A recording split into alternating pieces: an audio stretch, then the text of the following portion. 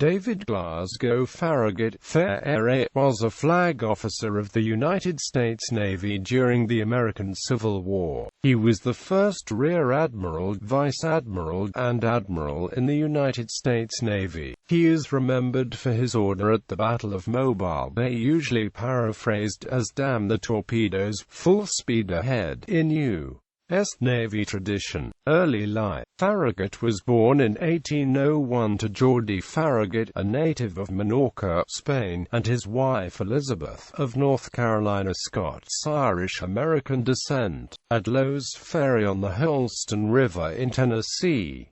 It was a few miles southeast of Campbell's Station, near Knoxville. His father operated the ferry and also served as a cavalry officer in the Tennessee militia. Geordie Farragut, son of Anthony Farragut and Jonah Mesquita, became a Spanish merchant captain from Menorca. He joined the American Revolutionary Corps after arriving in America in 1766, when he changed his first name to George. He was a naval lieutenant during the Revolutionary War, serving first with the South Carolina Navy, then the Continental Naval Forces. George and Elizabeth had moved west to Tennessee after his service in the American Revolution. In 1805, George Farragut accepted a position at the U.S. port of New Orleans. He traveled the first and his family followed, in a 1,700-mile flatboat adventure aided by hired rivermen. The then 4-year-old Farragut's first voyage. The family was still living in New Orleans when Elizabeth died of yellow fever. His father made plans to place the young children with friends and family who could better care for them. David's birth name was James. In 1808, after his mother's death, he agreed to live with David Porter, a naval officer whose father had been friends with James's father, as Porter's foster son. In 1812, James adopted the name David in honor of his foster father, with whom he went to sea late in 1810.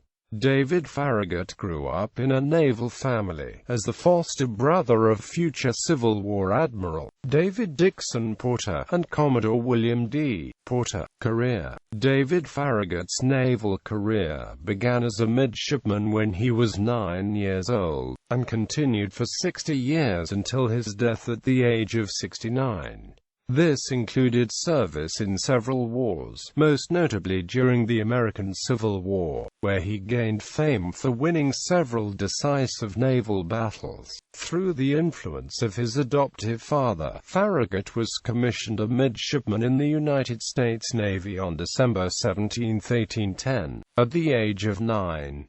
A prize master by the age of 12, Farragut fought in the War of 1812, serving under Captain David Porter. While serving aboard Essex, Farragut participated in the capture of HMS Alert on August 13, 1812, then helped to establish America's first naval base and colony in the Pacific, named Fort Madison, during the ill-fated Nuku-Hiva campaign. At the same time, the Americans battled the hostile tribes on the islands with the help of the Tii allies. Farragut was 12 years old when, during the War of 1812, he was given the assignment to bring a ship captured by the Essex safely to port. He was wounded and captured while serving on the Essex during the engagement at Valparaiso Bay, Chile, against the British on March 28, 1814. West Indies. Farragut was promoted to lieutenant in 1822, during the operations against West Indian pirates. In 1824, he was placed in command of ʻfærəɡət, which was his first command of a U.S. naval vessel. He served in the Mosquito Fleet, a fleet of ships fitted out to fight pirates in the Caribbean Sea. After learning his old captain, Commodore Porter, would be commander of the fleet, he asked for, and received, orders to serve aboard Greyhound. one of the smaller vessels, commanded by John Porter, brother of David Porter. On February 14, 1823, the fleet set sail for the West Indies where, for the next 6 months, they would drive the pirates off the sea, and rout them from the hiding places in among the islands. He was executive officer aboard the Experiment during its campaign in the West Indies fighting pirates. Mexican-American War. In 1847, Farragut, now a commander, took command of the sloop of war Saratoga when she was recommissioned at Norfolk Navy Yard in Norfolk, Virginia. Assigned to the home squadron for service in the Mexican-American War, Saratoga departed Norfolk on March 29, 1847, bound for the Gulf of Mexico under Farragut's command, and upon arriving off Veracruz, Mexico, on April 26, 1847, reported to the squadron's commander, Commodore Matthew C. Perry, for duty. On April 29, Perry ordered Farragut to sail Saratoga 150 nautical miles to the north to blockade Tuxpan, where she operated from April 30 to July 12 before Farragut returned to Veracruz. About 2 weeks later, Farragut began a round-trip voyage to carry dispatches to Tabasco, returning to Veracruz on August 11, 1847.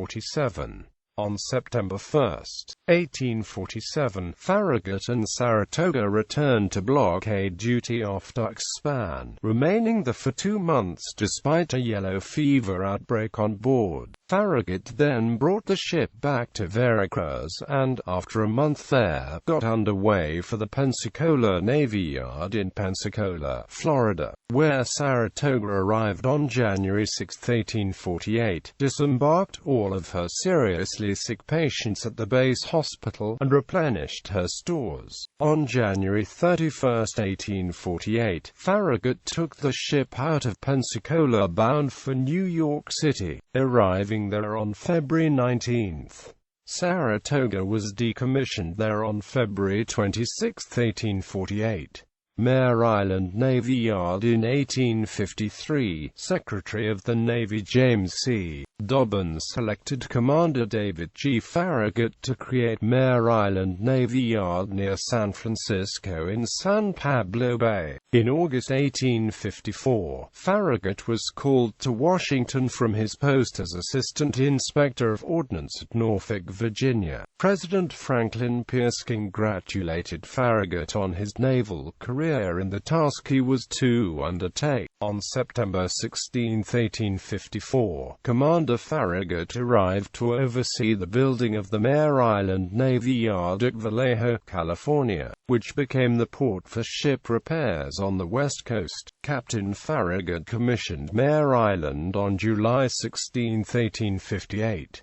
Farragut returned to a hero's welcome at Mare Island on August 11, 1859. Civil War service. Though living in Norfolk, Virginia, prior to the American Civil War, Farragut made it clear to all who knew him that he regarded secession as treason. Just before the war's outbreak, Farragut moved with his Virginian-born wife to Hastings-on-Hudson, a small town just outside New York City. He offered his services to the Union, and was initially given a seat on the Naval Retirement Board. Offered a command by his foster brother, David Dixon Porter, for a special assignment, he hesitated upon learning the target might be Norfolk. As he had friends and relatives living there, he was relieved to learn the target was changed to his former childhood home of New Orleans. The Navy had some doubts about Farragut's loyalty to the Union because of his Southern birth as well as that of his wife. Porter argued on his behalf, and Farragut was accepted for the major role of attacking New Orleans. Farragut was appointed under secret instructions on February 3, 1862, II to command the Gulf blockading squadron, sailing from Hampton Roads on the screw steamer US Hartford, bearing 25 guns, which he made his flagship. Accompanied by a fleet of 17 ships, he reached the mouth of the Mississippi River, near Confederate Fort Street, Philip and Jackson, situated opposite one another along the banks of the river, with a combined armament of more than 100 heavy guns and a complement of 700 men. Now aware of Farragut's approach, the Confederates had amassed a fleet of 16 gunboats just outside New Orleans. On April 18, Farragut ordered the mortar boats, under the command of Porter, to commence bombardment on the two forts, inflicting considerable damage, but not enough to compel the Confederates into a surrender. After 2 days of heavy bombardment, Farragut ran past Forts Jackson and St. Philip and the Chalmette batteries to take the city and port of New Orleans on April 29, a decisive event in the war. Congress honored him by creating the rank of Rear Admiral on July 16, 1862, a rank never before used in the U.S. Navy. Before this time, the American Navy had resisted the rank of admiral, preferring the term flag officer to distinguish the rank from the traditions of the European navies. Later that year, Farragut passed the batteries defending Vicksburg, Mississippi, but he had no success there. A makeshift Confederate ironclad forced his flotilla of 38 ships to withdraw in July 1862. While an aggressive commander, Farragut was not always cooperative. At the siege of Port Hudson, the plan was that Farragut's flotilla would pass by the guns of the Confederate stronghold with the help of a diversionary land attack by the Army of the Gulf, commanded by General Nathaniel Banks, to commence at 8:00 a.m. on March 15, 1863. Farragut unilaterally decided to move the timetable up to 9:00 p.m. on March 14, and initiated his run past the guns before Union ground forces were in position. The consequently uncoordinated attack allowed the Confederates to concentrate on Farragut's flotilla and inflict heavy damage to his warships. Farragut's battle group was forced to retreat with only 2 ships able to pass the heavy cannon of the Confederate bastion. After surviving the gauntlet, Farragut played no further part in the battle for Port Hudson, and General Banks was left to continue the siege without the advantage of naval support. The Union Army made 2 major attacks on the fort. Both were repulsed with heavy losses. Farragut's flotilla was splintered, yet was able to blockade the mouth of the Red River with the 2 remaining warships. He could not efficiently patrol the section of the Mississippi between Port Hudson and Vicksburg. Farragut's decision proved costly to the Union Navy and the Union Army, which suffered its highest casualty rate of the war at Port Hudson. Vicksburg surrendered on July 4, 1863, leaving Port Hudson as the last remaining Confederate stronghold on the Mississippi River. General Banks accepted the surrender of the Confederate garrison at Port Hudson on July 9, ending the longest siege in U.S. military history. Control of the Mississippi River was the centerpiece of the Union strategy to win the war, and, with the surrender of Port Hudson, the Confederacy was now cut in two. On August 5, 1864, Farragut won a great victory in the Battle of Mobile Bay. Mobile, Alabama, was then the Confederacy's last major open port on the Gulf of Mexico. The bay was heavily mined. Farragut ordered his fleet to charge the bay. When the Monitor Tecumseh struck a mine and sank, the others began to pull back. Farragut could see the ships pulling back from his high perch, where he was lashed to the rigging of his flagship, US Hartford. "What's the trouble?" he shouted through a trumpet to US Brooklyn. "Torpedoes," was the shouted reply. "Damn the torpedoes," said Farragut. "4 bells, Captain Drayton, go ahead." Joe at full speed. The bulk of the fleet succeeded in entering the bay. Farragut triumphed over the opposition of heavy batteries in Fort Morgan and Fort Gaines to defeat the squadron of Admiral Franklin Buchanan. On December 21, 1864, Lincoln promoted Farragut to vice admiral. Post-war service. After the war, he was elected a companion of the first class of the New York Commandery of the Military Order of the Loyal Legion of the United States on March 18, 1866, and assigned insignia number 231. He served as the commander of the Commandery of New York from May 1866 to until his death. Farragut was promoted to full admiral on July 25, 1866, becoming the first U.S. naval officer to hold that rank. His last active service was in command of the European Squadron, from 1867 to 1868, with the screw frigate U.S. Franklin as his flagship. Farragut remained on active duty for life, an honor accorded to only 7 other U.S. naval officers after the Civil War. Death. Admiral Farragut died from a heart attack at the age of 69 in Portsmouth, New Hampshire, while on vacation in the late summer of 1870. He had served almost 60 years in the Navy. He is interred at Woodlawn Cemetery in the Bronx, New York City. His gravesite is listed on the National Register of Historic Places, as is Woodlawn Cemetery itself. Personal life. After appointment and an initial cruise as acting lieutenant commanding ๊færəɡət, Farragut married Susan Caroline Marchant on September 2, 1824. After years of ill health, Susan Farragut died on December 27, 1840. Farragut was noted for his kindly treatment of his wife during her illness. After the death of his first wife, Farragut married Virginia Dorcas Loyal on December 26, 1843, with whom he had one surviving son, named Loyal Farragut, born October 12, 1844. Loyal Farragut graduated from West Point in 1868, and served as a second lieutenant in the U.S. Army before resigning in 1872. He spent most of the remainder of his career as an executive with the Central Railroad Company of New Jersey. He died in 1916.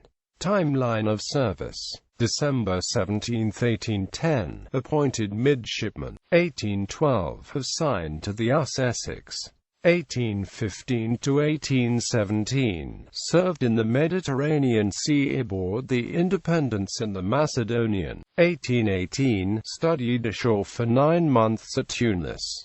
1819, served as a lieutenant on the U.S. Shark. 1823, placed in command of the U.S. ๊færəɡət. January 10, 1825, promoted to lieutenant on the frigate Brandywine. 1826 to 1838, served in subordinate capacities on various vessels. 1838, placed in command of the sloop Erie.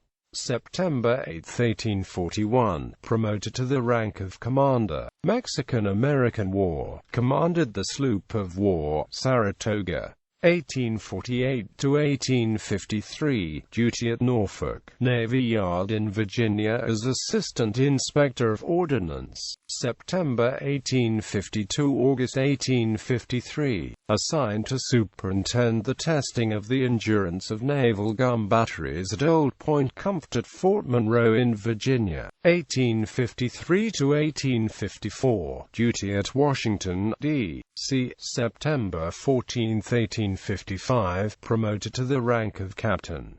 1854 to 1858, duty establishing Mare Island Navy Yard at San Francisco Bay. 1858 to 1859, commander of the sloop of war U.S. Brooklyn.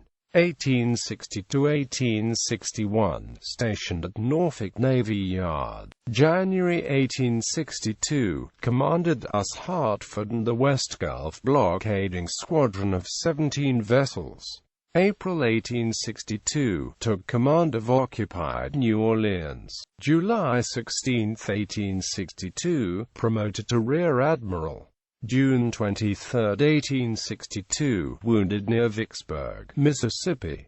May 1863, commanded US Monongahela. May 1863, commanded the US Pensacola. July 1863, commanded US Tennessee. August 5, 1864, Battle of Mobile Bay. September 5, 1864, offered command of the North Atlantic Blocking Squadron, but he declined because of family issues. December 21, 1864, promoted to Vice Admiral. April 1865, pallbearer for the funeral of Abraham Lincoln. July 25, 1866, promoted to Admiral. June 1867, commanded US Franklin. 1867 to 1868, commanded European Squadron.